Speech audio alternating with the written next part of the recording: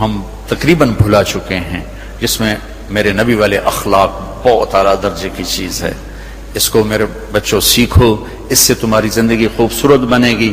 کل تم باپ بننے والے ہو، یہ بیویاں بننے والی ہیں، کچھ بن چکے ہیں۔ ایک ساتھ گزارا نہیں ہے، صرف پیسے سے زندگی نہیں گزرتی، شکل و صورت سے زندگی نہیں گزرتی، شکلیں بھی اپنی جاذبیت ختم کر دیتی ہیں کچھ عرصے کے بعد، اور پیسے کی کھنک بھی انسان بھلا دیتا ہے جب رویے غلط ہوتے ہیں، جب رویے سخت ہوتے ہیں۔ مجھے کھربوں پتی آدمی کی بیگم ملی، کھربوں پتی، کروڑ میں کھربوں پتی آدمی، اور بیٹھتے ہی رونا شروع کر دیا، کہا مولانا میری کوئی زندگی نہیں، میرے خامند کا رویہ میرے ساتھ ٹھیک نہیں۔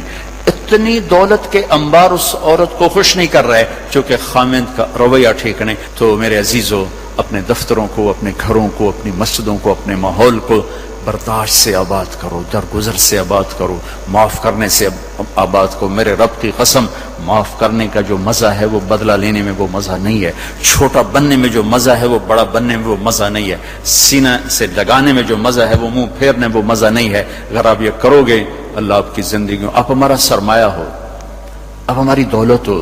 اور اللہ کا شکر ہے کہ ہمارے پاس نوجوانوں کا ایک بہت بڑا سرمایہ ہے۔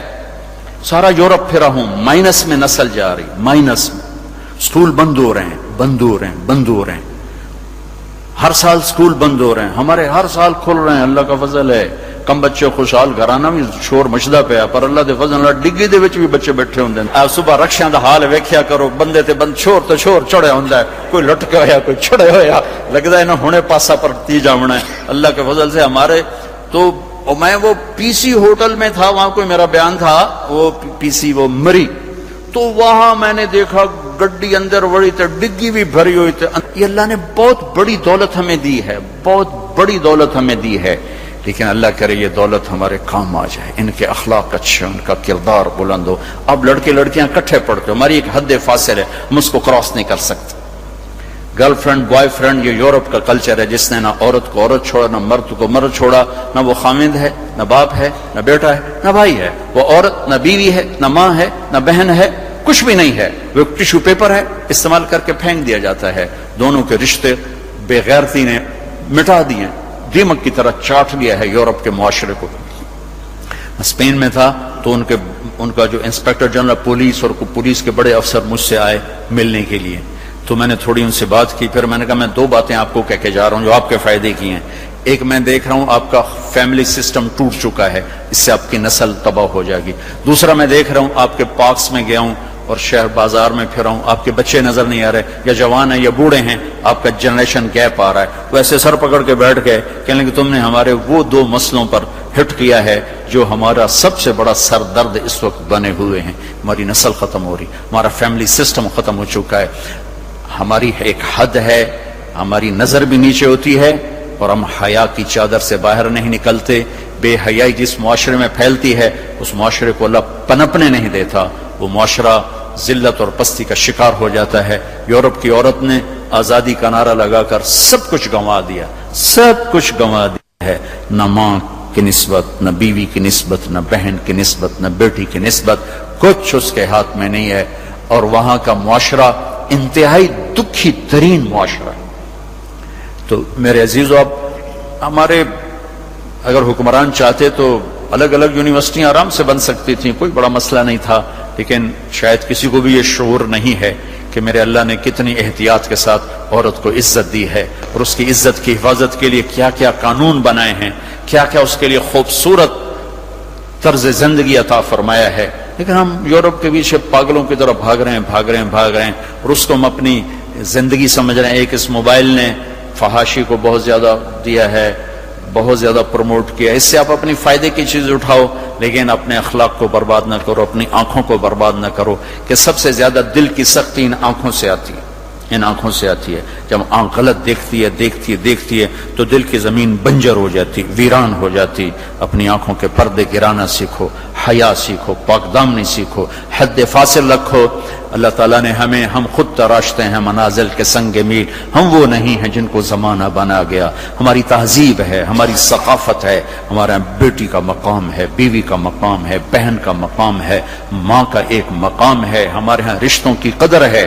اس قدر کو میرے اللہ نے ہمارے دل میں بٹھایا. قرآن نے سینکڑوں آیات اتاری ہیں ماں کے، بیٹی کے، بہن کے رشتوں کو باقی رکھنے کے لیے. میرے نبی نے کھول کھول کے بتایا ہے. تو میرے عزیزو وہ بیریئر کراس نہ کرو، ورنہ حسرت کے سوا کچھ نہیں ملے گا، ہلاکت اور تباہی اور بربادی کے سوا کچھ نہیں ملے گا، وہاں کانٹوں کے سوا کچھ نہیں ہے. میرے نبی کی خوبصورت زندگی میں سارے پھول کھلے ہوئے ہیں اور اس سے باہر کانٹے ہی کانٹے ہیں. جو جائے گا دامن بھی تار تار کرے گا اور اپنے آپ کو بھی لہو لہان کرے گا، اور حسرتوں کی موت مر کر مٹی کی چادر اوڑھ کر ایسا بے نام و نشان ہوگا کہ کوئی نہ فاتحہ پڑھنے والا ہوگا نہ کوئی دعا کرنے والا ہوگا. بے حیا معاشرہ وہ زمین کے لیے، دھرتی کے لیے ناسور بن جاتا ہے، اور پاکیزہ معاشرہ اس کائنات کا سب سے خوبصورت پھول ہوتا ہے جس میں مہک، جس کی مہک سارے عالم کو چمکاتی ہے، سارے عالم کو خوشبودار کرتی ہے. دمشق جب فتح ہوا تو کیسر کی بیٹی وہاں کے حکمران کی بیگم تھی، توما، اس کا نام تھا توما، وہ قتل ہو گیا.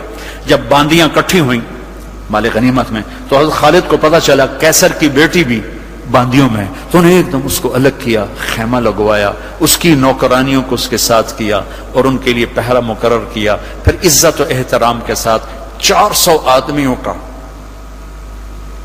دستہ فوجی صحابہ کافر کی بیٹی کو پہنچانے جا رہا ہے کہ جاؤ اس کے باپ کے پاس پہنچا کر آؤ، اسے کہو کہ ہم دشمن کو بھی یہ عزت دیتے ہیں، ہم عزت کی یوں حفاظت کرتے ہیں. یہ 400 مقدس ترین انسانوں کا قافلہ ایک کافر کی بیٹی کو پہنچانے کے لیے بارڈر تک گیا. انطاکیہ آج کل ترکی میں ہے. جب کیسر کی بیٹی نے بتایا نا کہ میرے ساتھ خالد بن ولید نے یہ سلوک کیا ہے، اور مسلمان روزانہ اخبار میں عزتیں لوٹی ہوتی ہیں. لوٹنے والے امریکہ سے نہیں آئے، انڈیا سے نہیں آئے، اسرائیل سے نہیں آئے، فرانس سے نہیں آئے، اپنے ہی ہیں. ماؤں نے جن کے چھوڑ دیا، باپ نے کمائی کے چکر میں بتانا بھی چھوڑ دیا، تو درندے بن کے باہر نکل آئے، وحشی بن کے باہر نکل آئے. یہ کوئی امریکہ کی سازش ہے؟ روزانہ عزتیں لٹ رہی ہیں.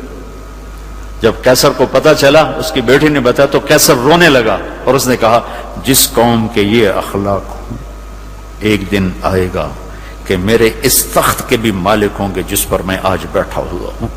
اور 6 مہینے بعد وہ ہوا. اللہ نے انطاکیہ بھی صحابہ کے قدموں میں ڈالا.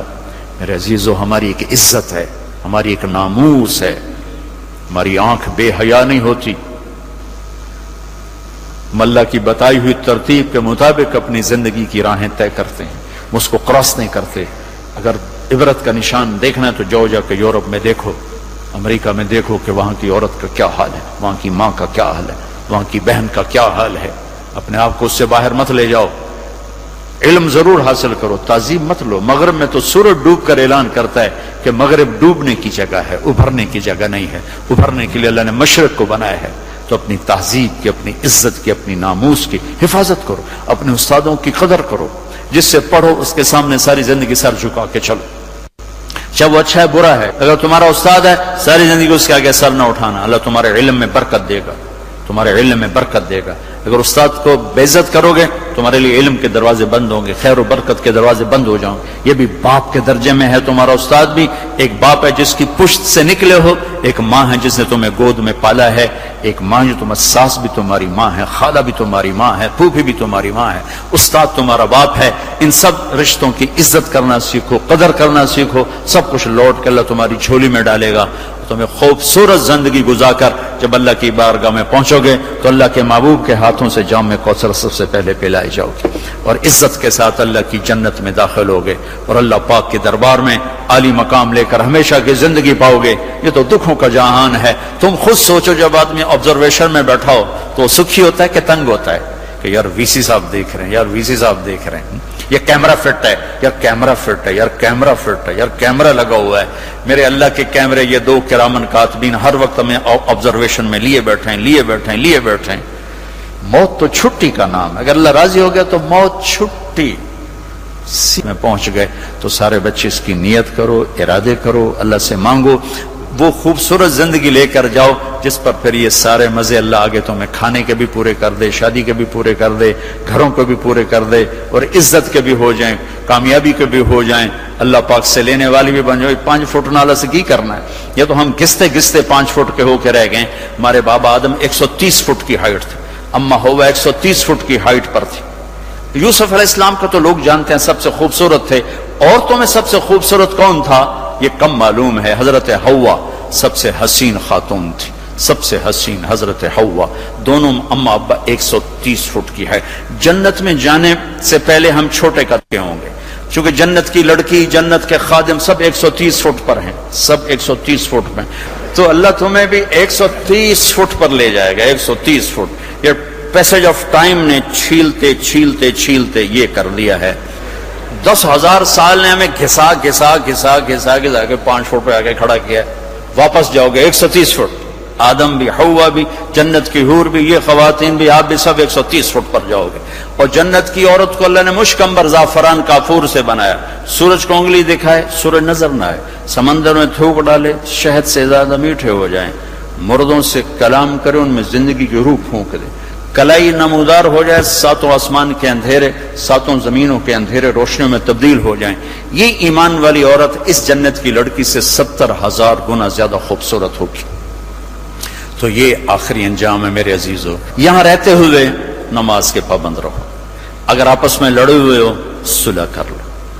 میں نے بھی ہاسٹل لائف گزاری، بہت چھوٹی عمر میں گزاری، میں تو 11 سال کا تھا جب میرے باپ نے مجھے بھیج دیا لاہور، کہتے ہیں ڈاکٹر بناونا ہے، تو میں ہاسٹل لائف میں ایک عرصہ گزرا ہے میرا، اور اچھے اداروں میں گزرا ہے، تو لڑائیاں جھگڑے یہ سب کچھ نفرتیں چلتی ہیں۔ میں کم جو آپ بچے بچیاں آئے ہوئے ہو، اگر کسی سے لڑے ہوئے صلح کر لو، کسی استاد سے بے ادبی ہوئی ہے جا کے معافی مانگ لو، اپنے ماں باپ سے کوئی گستاخی ہے جا کر معافی مانگ لو، کسی بہن بھائی سے لڑائی ہے معافی مانگ لو، کوئی خامن بیوی سے ناراض ہے، بیوی خامن سے ناراض ہے، تو ایک دوسرے کو معاف کر دو۔ اللہ تعالیٰ کو معاف کرنا پسند ہے۔